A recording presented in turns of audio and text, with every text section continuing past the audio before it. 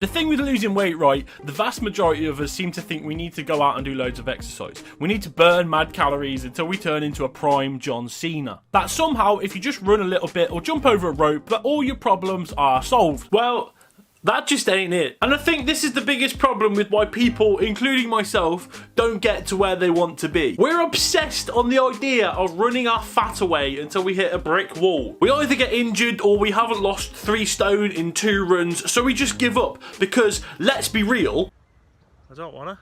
The biggest problem we have is we love food. I mean, that is why we're fat after all, isn't it? I'm not this size because I've got gigantic bones. I'm definitely not this size through an unfortunate miracle. And also, I am not this size because someone injected 1,000,000 calories into my leg in my sleep. I am this size because I can't stop shoving food into my fat gob. Now, there are said to be 2 things that you should know when you first start out a weight loss program. The first one being, you can't out-train a bad diet. And the second one is abs are made in the kitchen. 2 very important things that us fatties need to learn. I'm not saying exercise doesn't help, because it obviously does. But if you seriously want changes, you got to kick the habits of what I'm about to show you. So, being the big fat fatty that I am, it cost me a lot of money. A lot of time and effort is gone into creating this beautiful thing. I'm not proud of it. Now, to show you what I'm like with this sort of stuff and my eating habits, I'm going to show you what I've eaten in the last 12 hours. So basically, since I had my dinner last night, which for your information was chicken pasta with chili sauce, I decided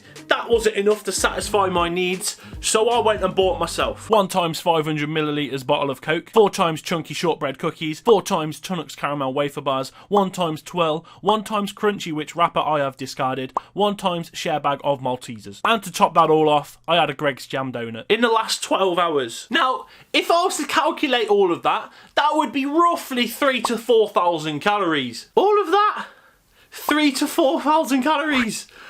That doesn't include my breakfast, lunch, or dinner. So, yesterday in total, I probably consumed, in the ballpark, just a ballpark figure, of between 4,000 and 5,000 calories. Now, if we remember back to the first video when I did my first weigh-in, I got told that my BMR, which is my basal metabolic rate, is 2,020. That means by just being alive, I am burning 2,000 calories per day. I don't have to move, I don't have to do any exercise, just if I lay still for the day, I'm gonna burn 2,000 calories. It sounds like a pretty good deal to me. But the only reason I should be consuming between 4,000 and 5,000 calories per day is if I was some sort of elite level endurance athlete. Not some big fat fatty like myself who sits at a computer for a long time in the day. And that's not even taking into consideration how much I actually spent on this. So what I've already showed you, it cost me about £8,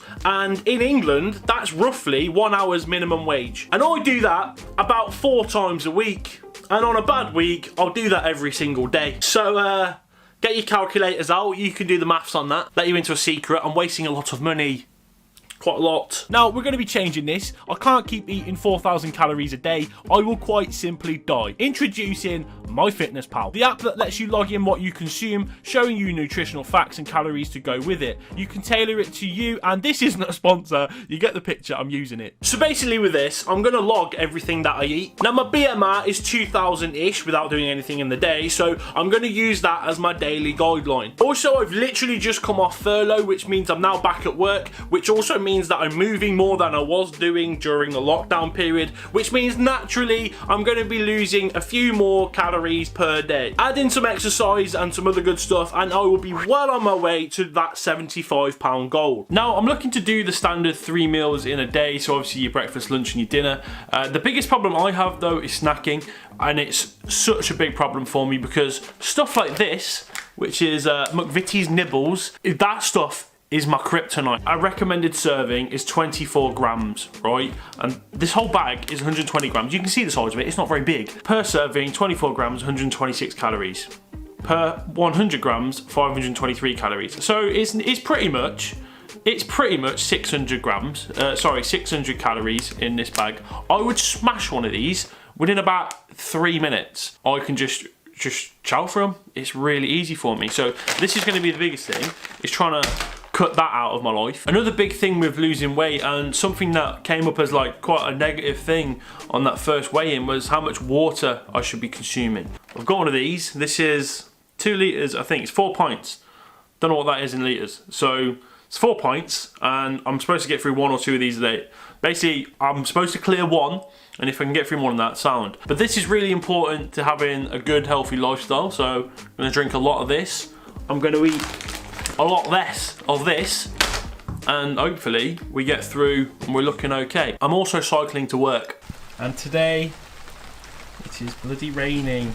Now that is one of the downsides to cycling to work, because some days you just put in a miserable mood by getting absolutely drenched. Now my cycle to work isn't actually long, it's just 2 miles there and 2 miles back. So I'm not putting in Tour de France levels of effort, but it is cheaper and it is more efficient than an Uber or driving. At least this way I can actually still be quite active without actually trying. Whereas for those days where I don't actively go and do exercise, well, I'm still doing exercise. Now, in this first week of attempting to lose 75 pounds, I've been okay. I've struggled a lot with the eating aspect of it, but I think generally I've tried to limit the bad food that I'm taking in. It is still pretty hard though, because I'm always tempted by a cookie. My sister, she's making brownies. She made slutty brownies, and they're just like the best things ever. But to be honest with you, when it came to the scales on Friday morning, I weighed in, and I got myself a nice surprise. So 7 days into this, and I'm now weighing in at 18 stone 9 pounds, which in different formats is 118 kg or 261 pounds. Look at me,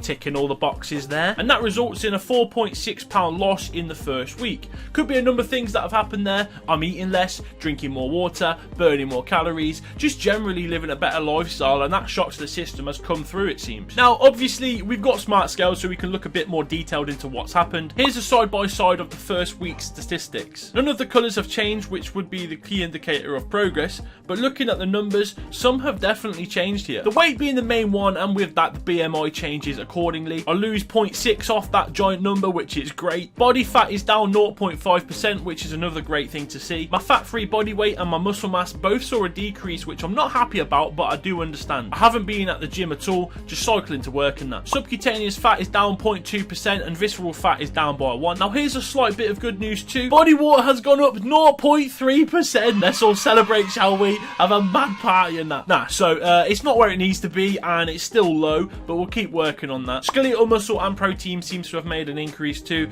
The big one though, the one I care about the absolute most, I still have a metabolic age of 32, and that is still devastating to see. So I guess all in all, it hasn't been that much of a bad start. It's pretty par for the course when you change your lifestyle, really. Your weight shifts quickly at the start, so that was sort of expected. I really enjoy looking at the numbers side of things though. It's almost like if I can see it that way, I appreciate it more. Like, I can see increases and decreases of certain different things, so I know where I should relatively be, and the targets are set. Executing things to get to the targets though, that's a different thing. But right now, seeing an improvement, albeit a small one, is good, and it's motivated me to do more. And I guess I haven't really exercised yet, apart from like biking to work, and I feel like watching that muscle drop in the week is going to spur me on. Like, I want to go to the gym. I don't want to be losing any muscle. I want to be big, you know? Saying that though, I am going away for a week now, so it's going to be interesting to see how I get on with that. Like, it's not a holiday. I'm not going all inclusive to bloody Tenerife or anything like that. I'm not going to be shoving my face full of stuff. I'm going up to Scotland to do a bit of filming, so